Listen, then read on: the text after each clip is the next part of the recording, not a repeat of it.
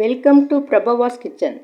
Friends, இன்றைக்கி ஒரு cup கோதுமை மாவு வச்சு ரொம்ப டேஸ்டியான அல்வா ஈஸியான மெத்தடில் செய்ய போகிறோம்.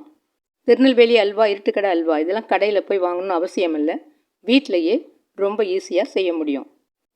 இதுக்கு நான் ஒரு பாத்திரத்தில் ஒரு கப் அளவு கோதுமை மாவு எடுத்திருக்கேன்.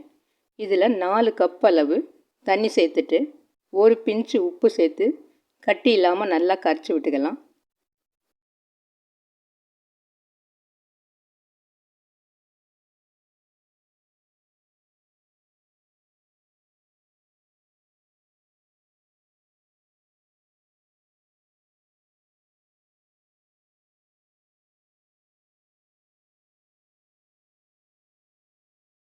கரைச்ச மாவை ஒரு பிளேட்டை போட்டு மூடி இப்படி வச்சுட்டு,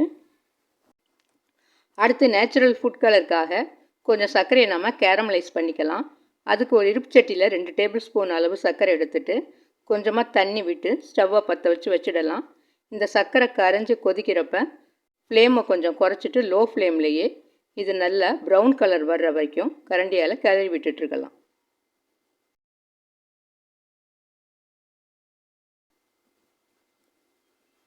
இப்போ பாருங்கள், சர்க்கரை மெல்ட் ஆகி கொதிக்குது. இப்போ ஃப்ளேமை கம்மிப்படுத்திக்கலாம். இந்த மாதிரி கிளறி விட்டுட்டே இருக்கலாம். கலர் மெதுவாக சேஞ்ச் ஆக ஆரம்பிக்கும். நல்ல டார்க் ப்ரௌன் கலர் வந்ததும் ஸ்டவ் ஆஃப் பண்ணிடலாம்.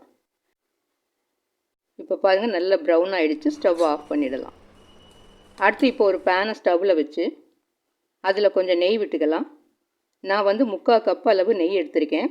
ஒரு கப்பு கோதுமை மாவுக்கு 3/4 கப் அளவு நெய் எடுத்துக்கலாம். இது முழுசு நெய் கிடையாது, பாதி நெய் பாதி ரீஃபைண்ட் ஆயில் ரெண்டும் மிக்ஸ் பண்ணியிருக்கேன். நீங்கள் வேணும்னா 3/4 கப்பு நெய்யாகவே எடுத்துக்கலாம். இப்போ இதில் கொஞ்சம் முந்திரி பருப்பை போட்டு ஃப்ரை பண்ணிக்கலாம். முந்திரி பருப்பு ரொம்ப செவக்க வேணாம், லேசாக ஃப்ரை ஆனாலே போதும். இப்போ முந்திரி எடுத்துடலாம். இப்போ இதே நெய்லேயே நம்ம கரைச்சி வச்சுருக்க கோதுமை பாலை சேர்த்துக்கலாம். மீடியம் ஃப்ளேம்லேயே இதை விடாமல் கிளறி விடலாம். இது நல்லா வெந்து திக்கானதுக்கு அப்புறம் தான் நம்ம சர்க்கரை சேர்க்கணும். அதனால் மீடியம் ஃப்ளேம்லேயே விடாமல் கிளறி விடணும்.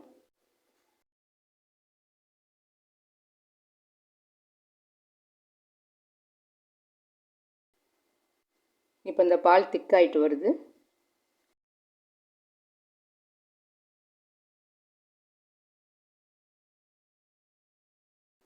இப்போ நல்லா திக்காயிடுச்சு. இந்த சமயத்தில் சர்க்கரை 2 கப் அளவு சேர்த்துக்கலாம். ஒரு கப்பு கோதுமை மாவுக்கு 2 கப்பு சர்க்கரை சேர்த்தா தான் ஸ்வீட் நல்லாயிருக்கும். அல்வானாலே நல்ல ஸ்வீட்டாக இருக்கணும். அதனால இந்த சர்க்கரை அளவு சரியாக இருக்கும்.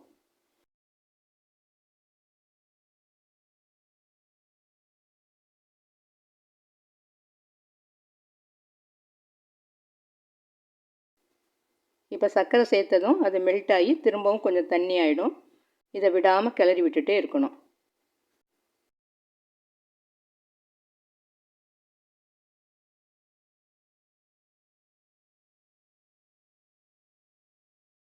நல்லா திக்கானதுக்கு அப்புறமா கலர் சேர்த்துக்கலாம்.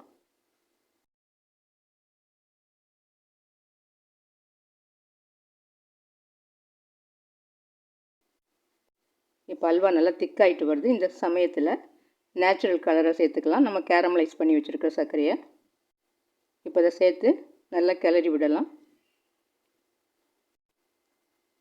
இப்போ இதில் 2 ஸ்பூன் நெய் சேர்த்து கிளறி விட்டுக்கலாம். மீதம் இருக்கிற நெய்யை கொஞ்சம் கொஞ்சமாக விட்டு கிளறி அல்வா நல்லா திக்காக திரண்டு வர வரைக்கும் கிளறிக்கிட்டே இருக்கணும்.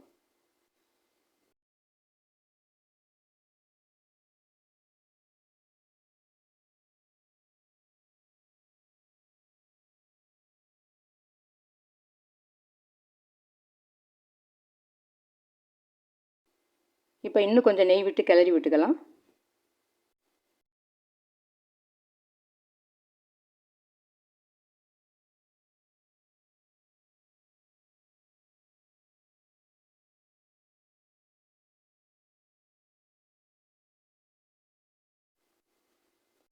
அல்வா நல்லா திக்காயிட்டு வருது. இந்த சமயத்தில் இன்னும் கொஞ்சம் நெய் விட்டுக்கலாம்.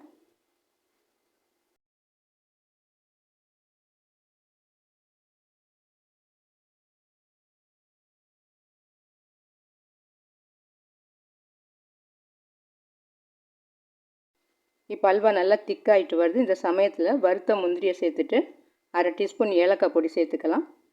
மீதம் இருக்கிற நெய்யும் சேர்த்து 1 நிமிஷத்துக்கு நல்லா கிளறி விடலாம்.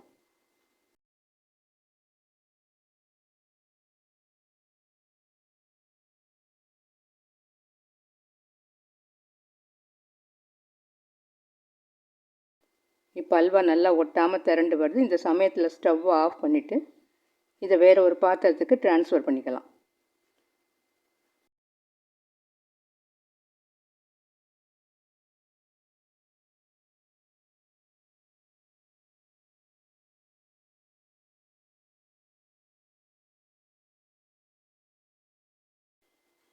இப்போ பாருங்கள், ரொம்ப ரொம்ப டேஸ்டியான திருநெல்வேலி அல்வா ரொம்ப சிம்பிளான முறையில் ரெடி பண்ணிட்டோம்.